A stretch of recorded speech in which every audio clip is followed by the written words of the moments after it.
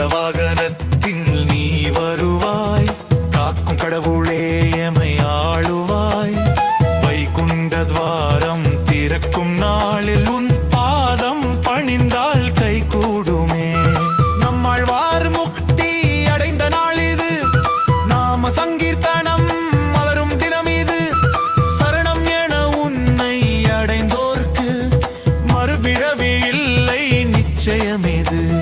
சொர்க்க வாசல் இன்று திறக்குதே, கோவிந்தன் அழைக்கிறானே.